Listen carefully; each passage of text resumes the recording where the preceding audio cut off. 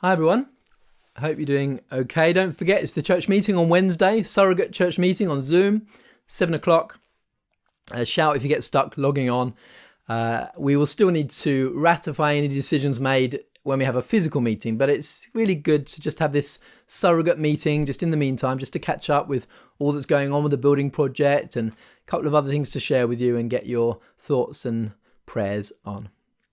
Well, we continue this series in the faith factor, looking at Hebrews 11. And today is part 2 of the introduction. And then we're going to take a break for a few weeks. So we're going to have half term and you'll have some different speakers talking to you. And then we'll come back in March to unpack this chapter verse by verse. I take a lot of funerals these days, as you know, and it's only got worse with COVID. And if it's a little old lady of 93 and she was expected to pass away and she was ready, then it is not too bad. But if it's more tragic, then sometimes I have to confess I don't always know what to say. But God's always gracious and always kind and always brings a word at the right time. And I often come back to verses like Lamentations 3:19, where the writer says, I remember my affliction and my wandering, my bitterness and my gall. I remember them, and then my soul is downcast within me. Yet this I call to mind. You see, he makes a choice to call to mind. And therefore I have hope. Because of the Lord's great love, we are not consumed. We are not consumed. For his mercies never fail.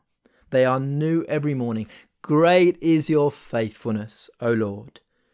Great is your faithfulness.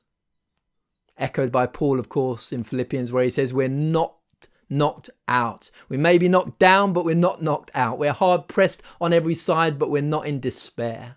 Can you say today, I will say to myself, the Lord is my portion. Therefore, I will wait for him. Great is your faithfulness. Can you still say that today? Say it with me. Great is your faithfulness, O Lord. And that's faith. For the readers of Hebrews too, it was tough to be a Christian. They were persecuted. Death was even a possibility. The Jews rejected them as apostates. The Romans rejected them as rebels. Society just thought they were a weird sect. And many of them were getting worn down and starting to fall away from the faith. It was just too hard. By the time Hebrews was written, this is now second generation Christians. They hadn't seen Jesus with their own eyes. The faith had been passed on to them, and for some it was starting to grow weary. So this book is written to encourage them, to persevere, to keep going, to stay the course. And as Christians, it's so important to encourage one another, particularly at times like this. It's what Paul says in 1 Thessalonians 5:11. So let us encourage one another and build one another up, for the days are evil. It's a great word, encourage. It literally means to give someone courage, to encourage them, to give them courage. When you discourage someone, you take away their courage. And that's the purpose of this letter, to give the Christians courage. Chapter 2 says, stand firm in the faith so you don't drift away. Chapter 3, see to it that no one among you falls away. Chapter 4, today if you hear my voice, do not harden your hearts. Chapter 5 is about Christians persevering and growing to maturity. Chapter 6 is about Christians persevering and not falling away. Chapter 10, persevere so that when you've done the will of God, you will receive what is promised. And then this great list of the heroes of the faith in chapter 11. It was the faith factor that set them apart from those who'd bowed out, those who'd fallen away. Verse 13, all these people were still living by faith when they died. How about that for an ambition? Not to be the greatest Christian who ever lived, but to still be living by faith, to still be trusting in Jesus on your last day on earth. As the old hymn put it that I included in my prayer last time, happier with my latest breath I might but gasp his name. serve him in life and cry in death, behold, behold the Lamb. That's faith. I think I told you the story in the Boot Camp series last year about the Christian writer Gordon MacDonald. He's a bit of a hero of mine. And he was a competitive athlete as a student. And one day he was running the 400-meter race in college, and next to him in the blocks was the young man who just set the All-American record in college athletics for the 100 meters. And this very proud super athlete leant down to Gordon MacDonald and whispered, "May the best man win. I'll see you at the finish line." Well, the gun went off and this All-American champion shot ahead. But halfway round, he got a stitch. And he was bent over double and everyone ran around him. And Gordon MacDonald says, "And because I'm a Christian, I waited for him at the finish line." But Gordon's coach took him aside that one day and he gave him a lesson which Gordon says has rattled around the interior of his mind ever since. And the lesson was this. He says, "Gordon, you know, it doesn't really matter how fast you are at the 100 meters if the race is 400 meters long. It really doesn't matter how good you are at the 100 meters if the race is 400 meters long. God's not looking for those with a great start who shoot up and win the awards and are on TV or, whatever it may be, write the books that everyone wants to read. God's looking for those who stay the course, stay faithful to him through the highs and the lows. What's the secret of lasting the whole 400 meters as a Christian? What's the secret of living a life of faith? Well, to fully understand the context of Hebrews 11, you've got to actually look at where it lands. We're just going to look at the start of Hebrews 12 today, because that's just kind of the conclusion of the whole previous chapter. And sometimes you've got to do that with the Bible. To understand all the rules in 1 Corinthians 12, you've got to read 1 Corinthians 13 and find out that it's actually all about love. And it's the same here. So let's just see what comes at the end of Hebrews 11. Just going to pick up the end of that video we watched last time. First couple of verses of Hebrews 12. All of them pleased God because of their faith, but still they died without being given what had been promised. This was because God had something better in store for us, and he did not want them to reach the goal of their faith without us. Such a large crowd of witnesses is all around us, so we must get rid of everything that slows us down, especially the sin that just won't let go. And we must be determined to run the race that is ahead of us. We must keep our eyes on Jesus, who leads us and makes our faith complete. He endured the shame of being nailed to a cross because he knew that later on he would be glad he did. Now he is seated at the right side of God's throne. So keep your mind on Jesus, who put up with many insults from sinners. Then you won't get discouraged and give up.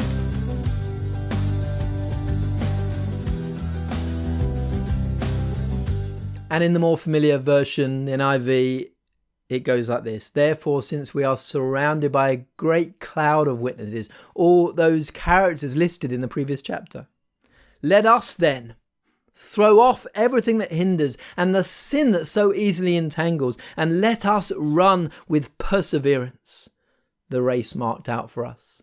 It goes back to this justification by faith. It's partnership with God. He doesn't do it all for us in the Christian life. We just sit back and wait for heaven. But we don't have to do it ourselves either. He gives us the strength. He sets us free, but we have to persevere. We have to run the race. We have to put one foot in front of the other and throw off all that hinders. Based on the probable date of this letter, it may have been around the time of the Isthmian Games. It was second only to the Olympics in the ancient world. And I wonder if that's what's in the writer's mind as he writes this, imagining himself sitting on the bleachers watching the runners run. And he looks around at the crowds cheering, and he looks over in the VIP box. Those old runners sat there. Those who've run the race before, they're cheering on the new runners. They know what it's like. They've run the race ahead. And he thinks of those heroes of old cheering us on to win the race in our Christian life, that great cloud of witnesses. And he then looks down at the runners stripping off ready for the race so that there's nothing to hold them back. And he thinks, I wish the Christians would do that with their sin. Get rid of what hinders or what holds them back, the baggage, so that they can run the race to the end. Because he knew that those who live by faith have to get rid of baggage. But it's easier said than done, isn't it? The things we cling to or that cling to us maybe go back years. Our failures and fears, our hurts and wounds, they hold us back like a handicap in our race. Earlier in Hebrews, he says that some had started to go back to Judaism because it's easier, in fact, to live under law than under grace sometimes. It's easier to go back to the well-trodden paths, isn't it? I once heard a preacher talk about the prodigal son without hardly mentioning the prodigal son. The sermon was focused on the elder brother. And the preacher said sometimes it's easier to come home if you're the prodigal, because you know you've messed up and you've got nothing to lose. It's obvious just to look at you. But if you're the elder brother, if you're nice and neat, if you've never moved too far, it's a bit harder to come home, to admit that you need to bow the knee and receive the Father's embrace. So what's the secret of a life of faith? Well, chapter 12 goes on, verse 2. So let us fix our eyes on Jesus, the author and perfecter of our faith, who for the joy set before him endured the cross now. And this is the pattern we follow. For the joy ahead, we now endure what faces us. Scorning its shame, he then sat down at the right hand of the throne of God. So consider him who endured such opposition so that you will not grow weary or lose heart. Consider him. There's lots of tricks to how to be a Christian. Thousands of books and tens of thousands of YouTube videos on how to improve your prayer life and how to gain victory over sin. They're great. Look behind me. I've got 1,000 books on my bookshelf. But the writer to Hebrews just uses 5 words. Fix your eyes upon Jesus. Why? So that you won't grow weary or lose heart. It's easy to lose heart these days, isn't it? The solution is to come back to the simple heart of our faith. Fix your eyes upon Jesus. Paul picks it up in a later passage when he says to the Corinthians, he says, so we fix our eyes, not just on what is seen, but also on what is unseen. For our light and momentary troubles are achieving an eternal glory that far outweighs them all. For what is seen is temporary, but what is unseen is eternal. Therefore we do not lose heart. Yes, outwardly we waste away, but inwardly we're renewed day by day. I'm going to close with the awesome words of Paul. At the end of his life, actually the words that I read at my father's funeral in 2 Timothy 4 verse 7. He says this, I have fought the good fight. I have finished the race. I have kept the faith. Now there is in store for me a crown of righteousness, which the Lord, the righteous judge, will award me on that day. And not only to me, but to all who long for his appearing. Do you long for his appearing? Have you determined to throw off all that hinders so that you not grow weary or lose heart? Then one day your name will be added to that list of those who lived by faith to the end. Not because you're a great Christian, but because he's a great God. My mentor in ministry was our dear friend Harry and his wife Alice. And he taught me so much, not really by his words, but by his life, how he lived and how he modelled to me what it was to be a minister. But I did remember some of his little stories, not really because of the stories themselves, but because of the heart with which he told them. And one always comes into mind, and it's a story from the cartoon Dennis the Menace. And one day Dennis and his best friend have got in trouble with old Mr. Wilson next door, a grumpy old neighbour, and they'd cycled over his vegetable patch, and he comes and gives them a clip in the ear and gives them a good telling off, and they go back home looking rather sheepish. And Later that afternoon, Mrs. Wilson sneaks out to the yard and brings them a tray of cookies. And Dennis's best friend says, I don't understand. He says, we've been so bad, and yet she still gave us cookies. Well, said Dennis, you got to understand this. Mrs. Wilson doesn't give us cookies because we're good. Mrs. Wilson gives us cookies because she's good. We don't earn faith by our good behavior. It's not like trying to be the best athlete in a physical race. The best athletes are those who are single-minded and completely surrender and trust Christ. And then his strength goes to work in them.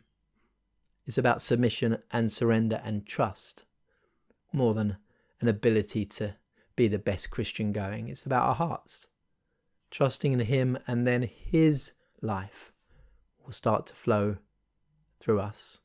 And just remember that he's so patient. He's so kind. Those fruits of the Spirit describe Jesus. Love and joy and peace and patience and kindness and goodness and faithfulness and gentleness and self-control. And as we surrender to him each day, placing our lives in his hands, he will start to live through us. And remember, he has already gained the victory. Let me pray. Dear Lord, I just thank you for this promise today that you give us faith. You call us to be those who walk in step with you, and you will give us victory. So we trust you with our lives. We commit to you all that we're concerned about, and help us to live in the grace of today, knowing that tomorrow has enough concerns of its own. In Jesus' name, amen.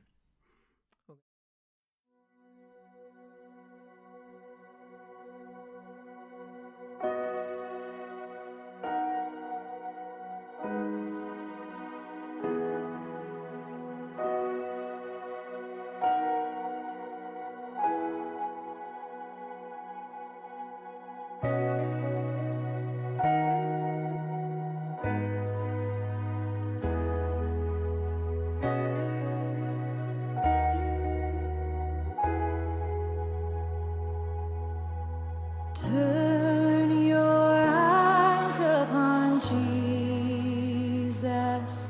Look full in his wonderful face, and the things of earth will grow strangely dim in the light of his glory and grace.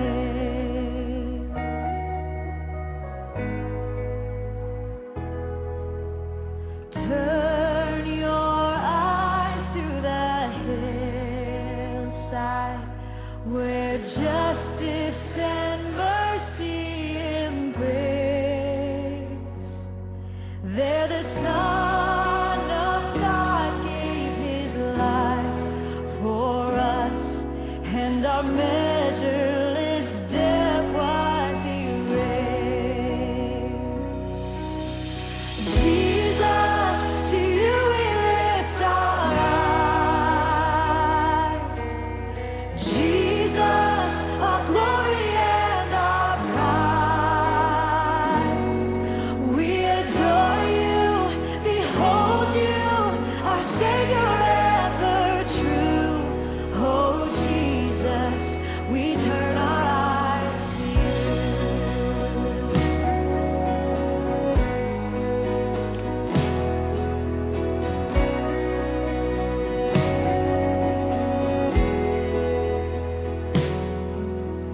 Turn your eyes to the morning and see Christ the Lion awake. What a glorious dawn! Fear of death is gone, for we carry his life in our veins. Jesus, to you we lift our eyes. Jesus, our glory and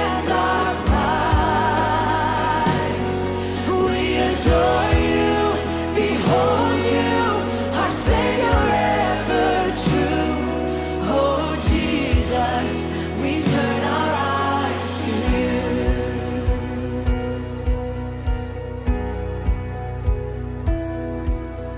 Turn your eyes to the heavens.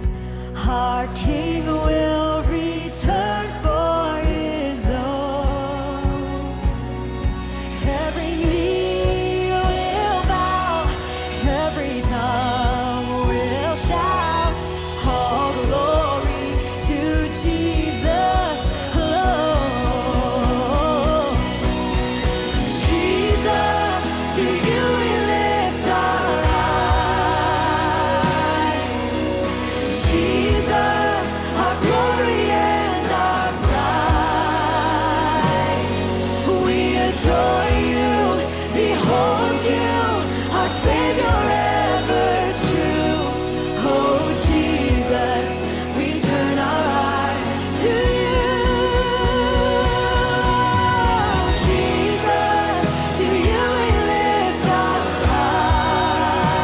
eyes. Jesus, our glory and our prize. We adore you, behold you, our Savior ever true. Oh Jesus, we turn our eyes to you. Oh Jesus, we turn our eyes to you.